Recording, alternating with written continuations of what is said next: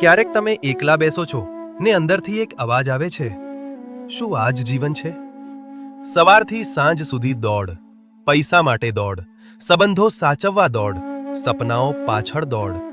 પણ રાત્રે સૂતી વખતે મન ખાલી લાગે છે. બહાર બધું છે, પણ અંદર કંઈક ખૂટે છે. ક્યારેક મન થાકી જાય છે, ક્યારેક નિર્ણય લેવો મુશ્કેલ બને છે, ક્યારેક લાગે છે કે હું મારી જાતને જ ગુમાવી બેઠો છું. અને એ જ સ્થિતિમાં એક યુદ્ધ ભૂમિ હતી. ધૂળ ઉડી રહી હતી, શંખ વાગી રહ્યા હતા, અને એક મહાન યોદ્ધા ધનુષ હાથમાં લઈને ઊભો હતો, પણ અંદરથી તૂટી ગયો હતો. તેના હાથ કાંપતા હતા, મન ગૂંચવાયું હતું, આંખોમાં આંસુ હતા. એ સમયે કોઈએ તેને શસ્ત્ર નથી આપ્યું, કોઈએ તેને શક્તિનો નારો નથી આપ્યો, કોઈએ તેને ક્રોધ નથી શીખવ્યો, પરંતુ તેને સમજણ આપી. એ સમજણ આજે પણ જીવંત છે. એ સમજણ એક ગ્રંથમાં સંગ્રહિત છે, ભગવદ્ ગીતા. પણ વાત માત્ર ગ્રંથની નથી, વાત છે આપણા જીવનની. કારણ કે આપણે બધા ક્યારેક એ યુદ્ધ ભૂમિમાં ઊભા હોઈએ છીએ. ફરક એટલો કે આપણું યુદ્ધ ઓફિસમાં છે, ઘરમાં છે, મનમાં છે. આપણે પૈસા કમાઈએ છીએ, પણ શાંતિ ગુમાવીએ છીએ. આપણે નામ કમાઈએ છીએ, પણ નિંદ્રા ગુમાવીએ છીએ. આપણે સંબંધો બનાવીએ છીએ, પણ મનમાં ખાલીપો વધે છે. પ્રશ્ન છે, એ ખાલીપો કેમ છે? કારણ કે આપણે ફળ પાછળ દોડીએ છીએ, પરિણામ પાછળ દોડીએ છીએ, લોકો શું કહેશે એની પાછળ દોડીએ છીએ. પણ ક્યારેય વિચાર્યું, જો પરિણામ આપણા હાથમાં જ નથી તો ચિંતા શા માટે? જ્યારે માણસ સમજવા લાગે છે કે મારું કામ પ્રયત્ન કરવાનું છે, ફળ આપવાનું કામ ઉપરવાળાનું છે, ત્યારે મન હળવું થવા લાગે છે. એક મોટું સત્ય છે, મન નિયંત્રિત ન હોય તો દુનિયા જીત્યા પછી પણ હાર છે, અને મન સ્થિર હોય તો હાર પછી પણ જીત છે. આજે માણસ પાસે બધું છે, મોબાઈલ છે, માહિતી છે, સુવિધાઓ છે, પણ શાંતિ નથી. શાંતિ ખરીદી શકાતી નથી. શાંતિ સમજણથી આવે છે. જ્યારે સમજાય કે હું માત્ર આ શરીર નથી, હું માત્ર આ નામ નથી, હું માત્ર આ પૈસા નથી, ત્યારે અંદરથી એક અજાણી શક્તિ ઉગે છે. ડર ઓછો થાય છે, નિર્ણય સરળ બને છે, અહંકાર ઓગળે છે. જ્યારે ખબર પડે કે આજે જે સમસ્યા મોટી લાગે છે એ પણ એક દિવસ પસાર થઈ જશે, ત્યારે તણાવની જગ્યા પર ધીરજ આવે છે. જીવનમાં બે રસ્તા હોય છે, એક રસ્તો ડરનો, એક રસ્તો વિશ્વાસનો. ડર કહે જો હારી ગયો તો, વિશ્વાસ કહે પ્રયત્ન તો કર. ડર કહે લોકો શું કહેશે, વિશ્વાસ કહે તારું કર્તવ્ય શું છે.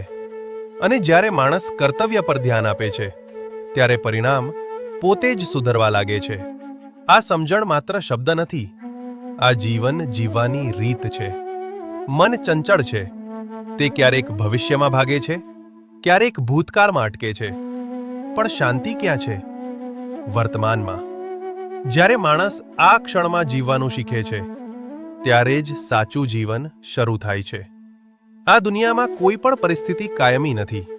સુખ પણ નહીં, દુઃખ પણ નહીં. જે બદલાય છે તેને પકડીને રાખવાનો પ્રયાસ, એ જ દુઃખનું મૂળ છે.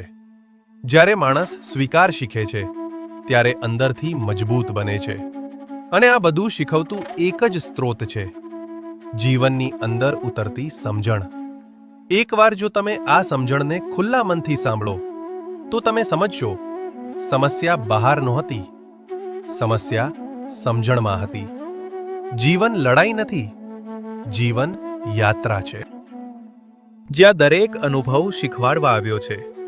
કોઈ તમને છોડીને ગયો શીખવા માટે, કોઈએ દગો આપ્યો મજબૂત બનવા માટે, કોઈએ સાથ આપ્યો આભાર માનવા માટે. દરેક ઘટના એક પાઠ છે. અને જ્યારે માણસ જીવનને યુદ્ધ નહીં પણ શાળા માને છે, ત્યારે તે શીખવાનું શરૂ કરે છે. શાંતિ બહાર શોધશો નહીં મળે, સુખ વસ્તુઓમાં શોધશો ટકશે નહીં, પણ જો સમજણમાં શોધશો તો ક્યારેય ખૂટશે નહીં. એક દિવસ આવશે જ્યારે તમે એ જ સમસ્યાને જોઈને હસશો જે આજે તમને રડાવે છે, કારણ કે તમે અંદરથી બદલાઈ જશો અને જ્યારે અંદર પ્રકાશ થાય ત્યારે બહારનો અંધકાર અસર કરતો નથી. જીવન બદલવાનું નથી, દ્રષ્ટિ બદલવાની છે. અને દ્રષ્ટિ બદલાઈ જાય તો જ દુનિયા બદલાયેલી લાગે છે. ક્યારેક શાંતિ માટે જવાબો શોધવા નહીં, સત્ય સ્વીકારવા પડે છે. અને જ્યારે સ્વીકાર આવે છે ત્યારે મન સ્થિર થાય છે. જ્યારે મન સ્થિર થાય છે ત્યારે નિર્ણય સાચા થાય છે. જ્યારે નિર્ણય સાચા થાય છે ત્યારે જીવન સરળ થાય છે. અને જ્યારે જીવન સરળ બને છે ત્યારે માણસ સાચે જીવવા લાગે છે. શાયદ તમને આજે જે સાંભળ્યું તે માત્ર શબ્દો લાગશે, પણ જો તમે તેને અનુભવો તો એ માર્ગ બની જશે. અને કદાચ એ માર્ગ તમને તમારી જાત સુધી પહોંચાડી દેશે, કારણ કે આખરે સૌથી મોટી જીત બહારની નથી, સૌથી મોટી જીત મન પર છે. ધન્યવાદ. જો તમને આ વિડીયો પસંદ આવ્યો હોય તો લાઈક કરો, શેર કરો અને ચેનલને સબસ્ક્રાઇબ કરવાનું ભૂલશો નહીં.